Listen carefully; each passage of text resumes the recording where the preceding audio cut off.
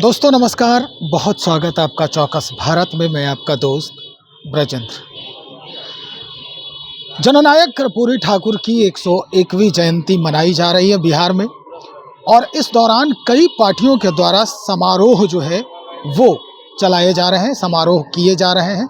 समारोह में अपने अपने स्तर से सभी पार्टियां जो है जननायक कर्पूरी ठाकुर को, उनके किए गए कार्यों को, उनके सिद्धांतों को जनता के समक्ष रखने का प्रयास कर रही है।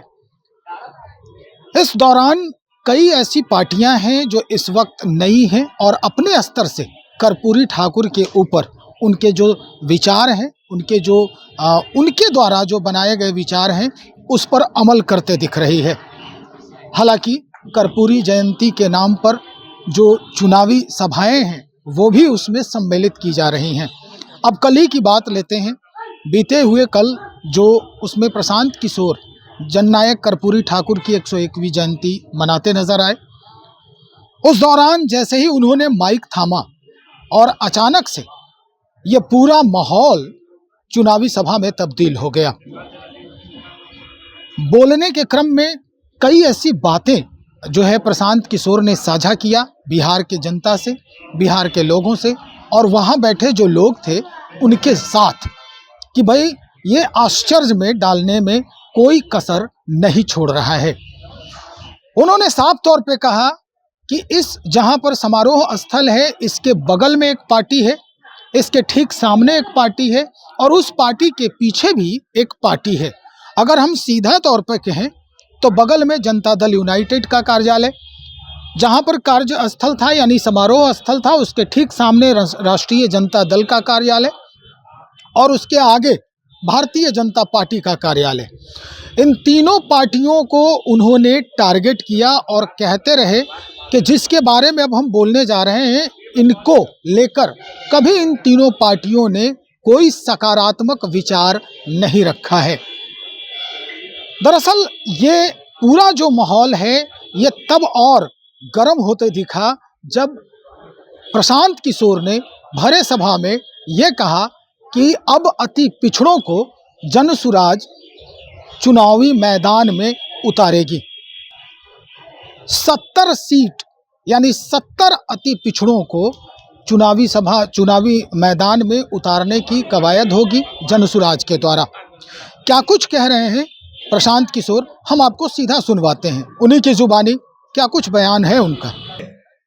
नौकरियों में आरक्षण जो है वो बना रहे, लेकिन साथ साथ जनसंख्या के आधार पर राजनीतिक भागीदारी मिलना ही चाहिए। मिलना चाहिए कि नहीं मिलना चाहिए?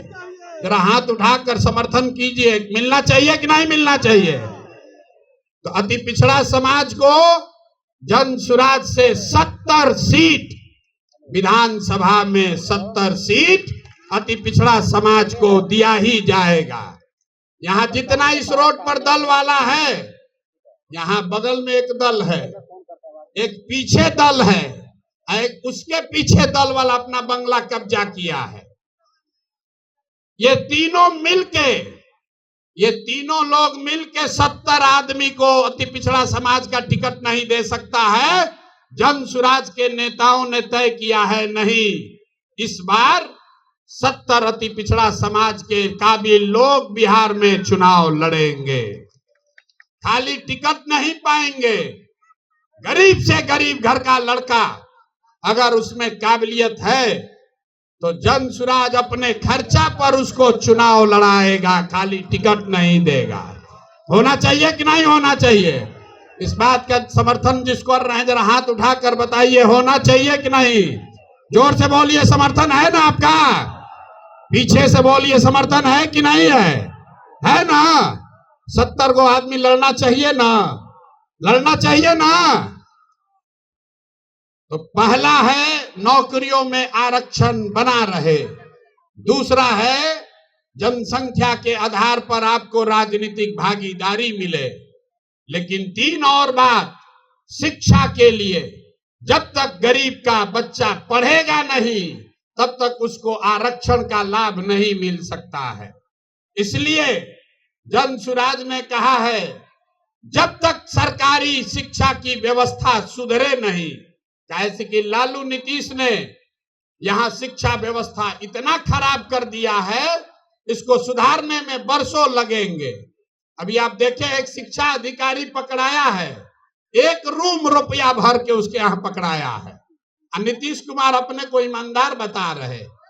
तो जनसुराज ने कहा है, याद रखिए, जब तक बिहार में सरकारी शिक्षा की व्यवस्था सुधरेगी नहीं, तब तक गरीब से गरीब आदमी, आप अपने बच्चे को प्राइवेट स्कूल में भेजिए, उसका खर्चा फीस सरकार के ओर से दिया जाएगा, ताकि गरीब से गरीब का बच्चा भी बढ़िया अंग्रेजी मीडियम स्कूल में पढ़ पाए। पढ़ना चाहिए कि नहीं पढ़ना चाहिए?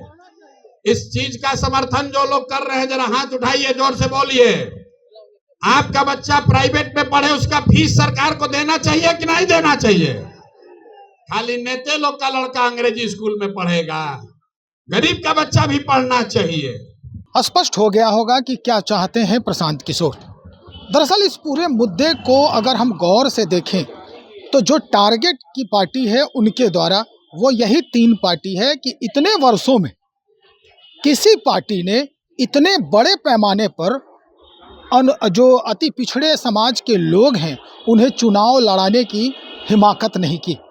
लेकिन जनसुराज अब ये पूरा प्रयास करेंगे कि इनको कैसे मैदान में उतारा जाए। और इतना ही नहीं, उन्होंने ये भी कहा कि अगर उनके पास योग्यता है चुनाव लड़ने की, अगर उनके अंदर क्षमता है बिहार की जनता को सदन में जाकर प्रतिनिधित्व करने की, तो अपने पैसे से जनसुराज उन्हें चुनावी मैदान में उतारेगी और उनका खर्चा भी उठाएगी। अब इस बात को लेकर हम पहुँचे भारतीय जनता पार्टी में। भारतीय जनता पार्टी के कद्दावर नेता कहें या फील वक्त बिहार सरकार के मंत्री कहें, हरी सहनी, इस पूरे बयान पर सीधा आक्रमण किया है।